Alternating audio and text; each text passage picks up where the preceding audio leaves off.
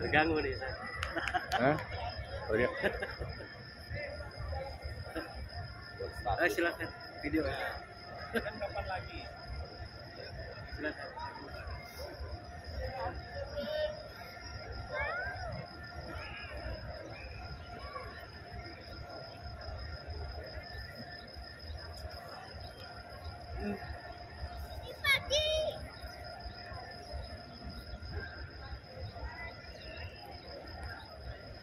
Tujuan atau kedua itu proses pembukaan payung Tarik. Masjid Nabawi. Proses pembukaan payung Masjid Nabawi. Sekarang pukul 6:10 waktu Masjid Nabawi. Hari Jumat tanggal. Hari Jumat Sayyidul Ayam, alhamdulillah kita bisa melaksanakan sholat berjamaah di Masjid Nabawi. Kayak nomor 5 kok Masjidnya semoga udah pulang. Ya ini kurang lebih berapa Maman? 1 menit lagi. Ya, Lebih. 1 menit lebih proses pembukaan. Dan ini kompak semua, serempak. Jumlahnya sekitar, Jumlahnya sekitar 200 lebih lah. cari aja di Google.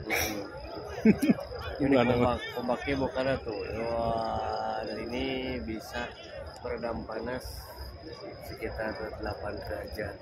Jadi lebih teduh dibanding di luar. Mudah-mudahan orang yang menonton video ini dipanggil oleh Allah bisa ziarah ke makam Rasulullah Sallallahu Alaihi Wasallam. Allahumma sholli ala sayyidina Muhammad wa ala alihi wasallam. Assalamualaikum ya Rasulullah. Assalamualaikum Rasulullah. Minal mu'minin wal mu'minat wal muslimin wal muslimat. Susun di Korea Klaren Tegal Jati Cibohilir Cibogiran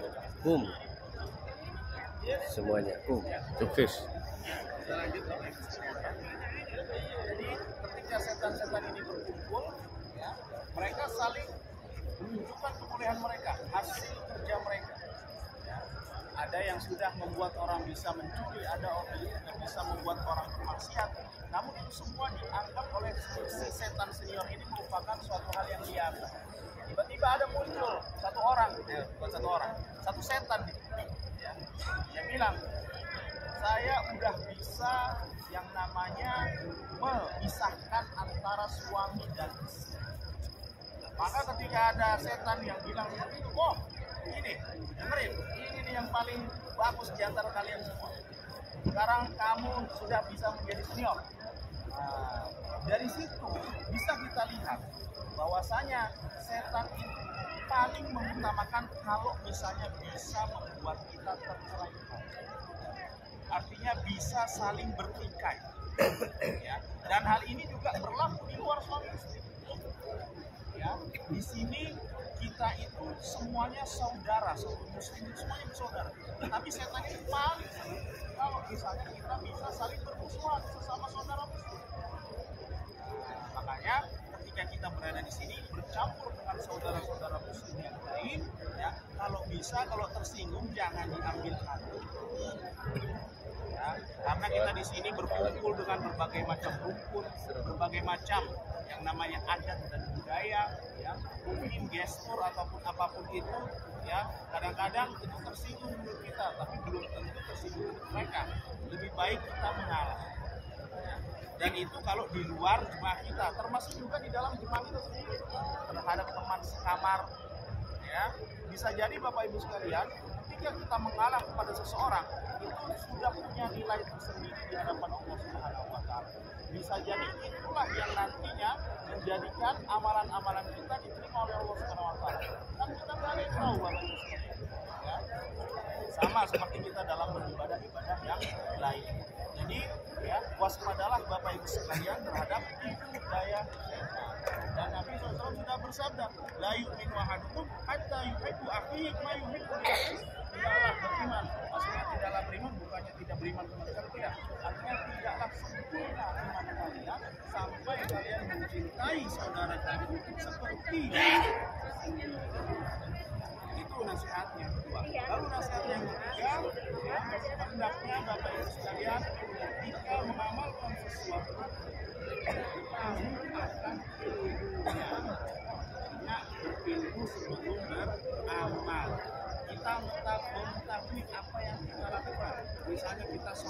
hak di Masjid Nabawi itu fadilahnya apa, utamanya kita harus tahu. Jangan sampai kita hanya ikut-ikutan. Boleh ikut-ikutan kalau yang diikut itu benar, dan nanti kalau yang diikuti salah.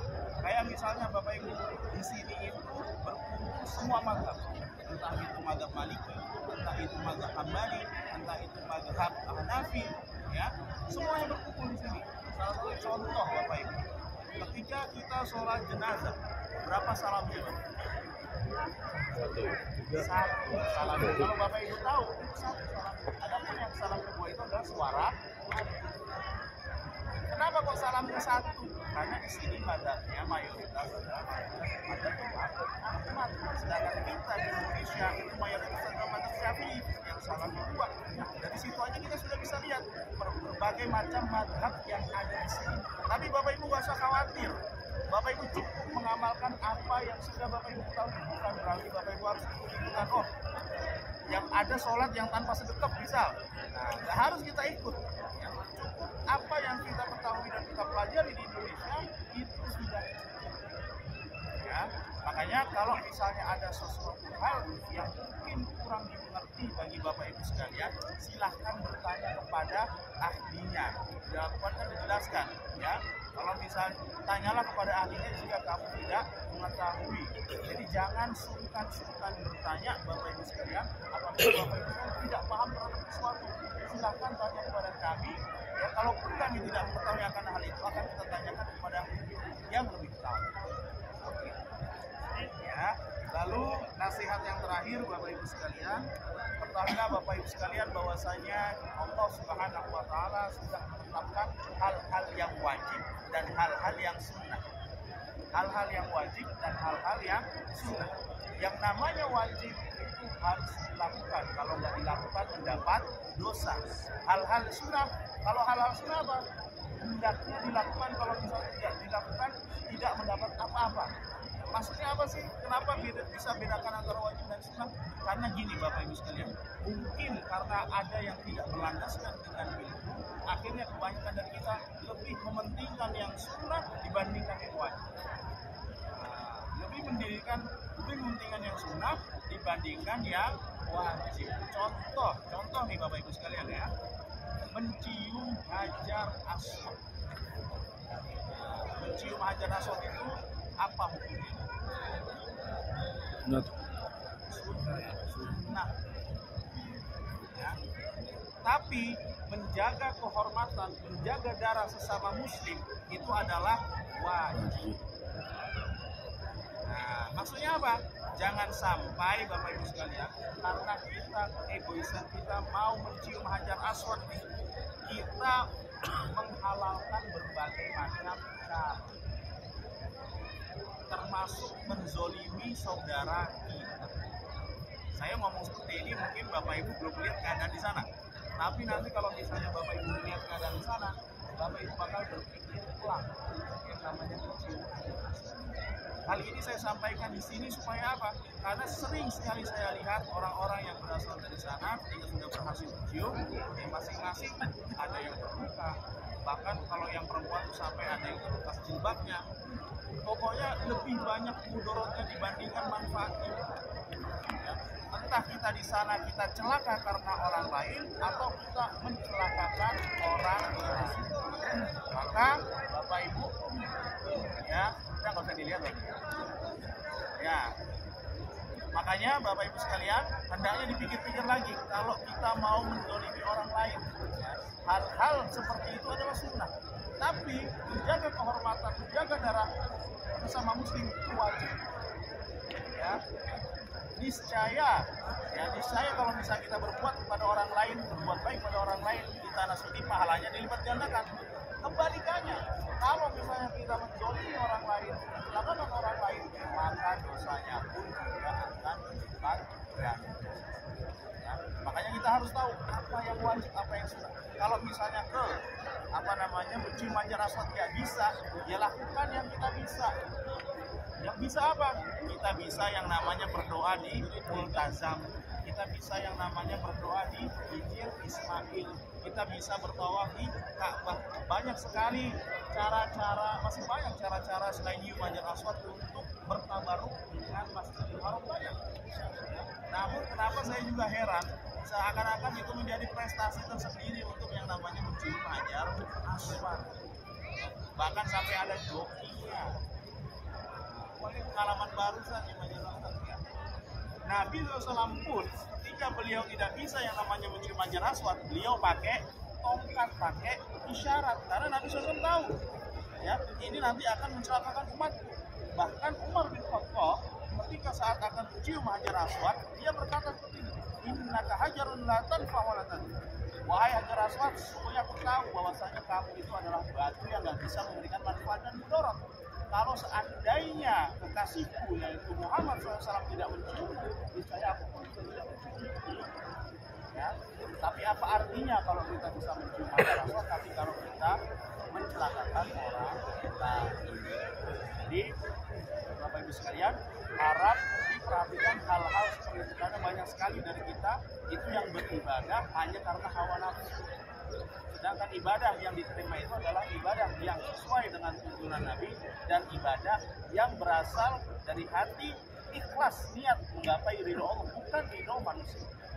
Jarang sekali kalau misalnya ingin hajar aswad itu nggak share di grup gitu. Nanti tiba-tiba alhamdulillah bisa ingin hajar aswad, terus kenapa gitu kan? Nggak usah yang namanya seperti itu ya.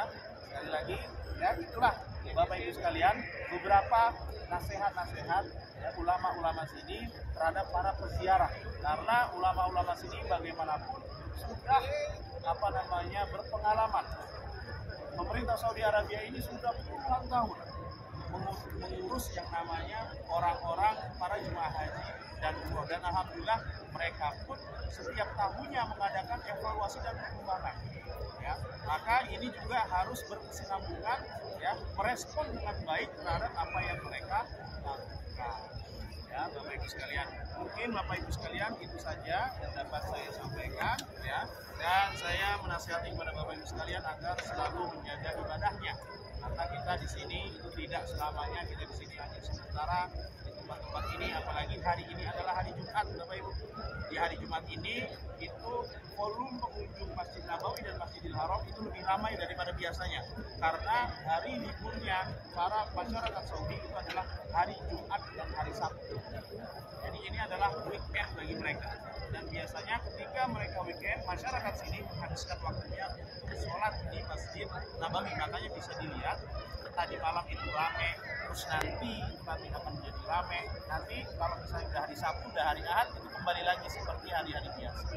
Nah, kalau misalnya Bapak Ibu ingin sholat Jumat di dalam, maka hendaknya datang sebelum mungkin 1 atau 2 jam sebelum waktu azan azan zuhur, ya mungkin sekitar jam 10, setengah 11 itu paling terakhir ya, setengah 11 itu paling terakhir. Kalau enggak, dapatnya di luar, itu biasanya panas, karena biasanya nanti di jam-jam tertentu begitu Masjid Nabawi itu sudah penuh, itu nanti ditutup nanti nggak bisa kita nanti akses masuk ke dalam aja nggak bisa ya. Makanya harap datang lebih awal, dan jangan lupa lakukan sunah-sunah Jumat seperti mandi dulu, menggunakan pakaian yang terbaik, menggunakan yang namanya minyak wangi ya. Dan untuk jemaah ibu-ibu juga nggak apa-apa, sholat Jumat juga di sini tanpa harus sholat zuhur, dan itu biasa ya.